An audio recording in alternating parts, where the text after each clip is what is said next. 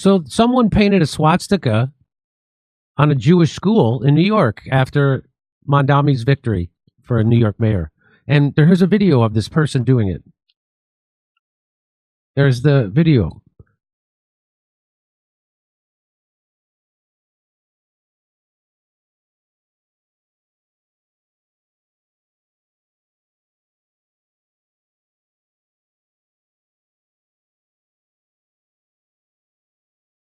So now a lot of people are saying that was a Hasidic Jewish guy doing that.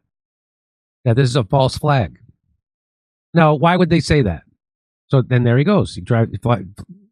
Why would they say that? I don't know. Just because there's a history of Jewish people doing this? Jewish suspect arrested over swastika graffiti on synagogues. That's from 2017. Jews in Winnipeg arrested after faking anti-Semitic hate crime attacks. That's from 2019.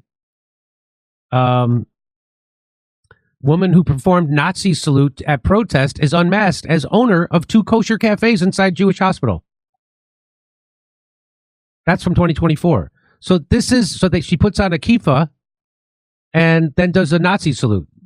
So these are called false flags. You're trying to make the people who you hate look horrible and responsible for bad behavior, even though it's actually you doing it. It's called a false flag. Here's another woman in hijab, who was detained by the police for doing Nazi salute, turns out to be Jewish. And here's a video about it. Woman in hijab who detained by the police for doing Nazi turns out to be Jewish. Here's someone made a video about this.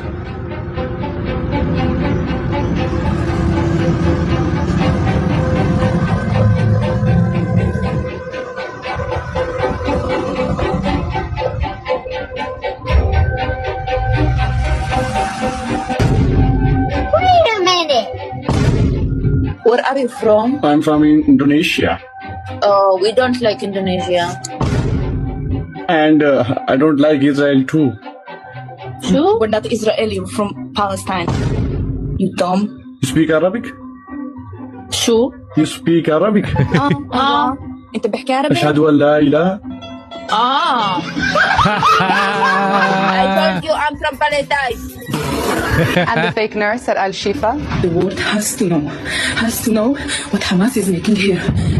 Taking over the entire hospital. The Jewish owner of a Winnipeg cafe physically attacked her family's business, trashed and painted in anti-Semitic graffiti. It shocked the community and led to an outpouring of support, exactly the way you'd expect. But then, today, it all got turned upside down. Police say the cafe owners staged the whole thing and have charged them with a crime. The story caused an outpouring of sympathy and defiant denouncements of hate. Until today. In the end, we found evidence of a crime. It just wasn't a hate crime. I am hugely disappointed and frankly angry that this family has used hate and racism in such a disingenuous way. The cafe had been up for sale, as is Oksana's home. Bernie Bellin writes for Winnipeg's Jewish Post in News. He says hate attacks involving assault are rare. Meanwhile, an interfaith vigil that was planned for tomorrow night here at the cafe has been canceled, and a crowdfunding campaign that was set up to help support the family has been taken down. That's how good Israeli propaganda is. Nima, I had to deal with it with Rachel Corrie when they murdered her with a bulldozer blade. And they know how to do it, and they know how to lie superbly. Their ambassador lies, their head of IDF lies, their 8200 unit lies, their Mossad lies. They are the world's best, most accomplished liars. They can go to Argentina and kill people and say it was terrorists. They can go to London and blow up a bomb in front of the Israeli embassy and say it was terrorists, when everybody knows it was false flag Israeli operation. Israel kills and lies. Israel's lies about their war on Gaza are getting so outrageous that even the BBC are calling them out. You never believe anything that Israel ever says. Why? Because always they're lying. There are no bigger criminal, psychopathic liars in the world than Zionists. Netanyahu lies, is a liar. The IDF are lying. For the last 40 years, Israel has conducted a systematic campaign of disinformation. Israel lied about massacring the ambulance workers in Rafah. They lied about the GHF massacres. They lied about the Shifa hospital, the flower massacre, the beheaded babies. This is a textbook example of using other people's suffering to play the victim. Sorry. Your terrorist supporting actions makes my daughter cry. This is in New York City, and she is the one that is violently screaming at the protesters. They are not even paying attention to her, and she calls them vicious while holding her daughter that she made cry. It's important to be aware of tactics like this because Zionists and many others will use fear-mongering and crocodile tears to try to change the narrative of a peaceful protest. I just want to say this to our Christian friends, you know, just to call it as it is and say it straight out, you know, you guys are worshiping one Jew. That's a mistake. You should be worshiping every single one of us because we all die for your sins every single day. And that's exactly what's going on here. We're all God's firstborn, and we're dying for your sins right now because the Jewish people in the land of Israel are the bulwark against the orcs. I swear to God, with your martyrdom level, you should be an Italian mother. It's so damn good. You give my mother a run for her money. It's almost like from the ref where for your birthday, I'm going to buy you a giant crucifix so you can nail yourself to it every time you feel unappreciated. But in totality, for what you said, when it comes down to this, now I am a Christ follower and he did command us to love one another as, you know, he loved us. And that includes loving the enemy. I'm going to work on it. But until I reach that point, I'm just going to have to tell you it's a hard pass for me and you can go fuck yourself. Okay, here's some more. Worst anti-Semitic attack on kosher cafe revealed to be scammed by owners. Israeli advisor behind anti-Semitic political campaign in Austria.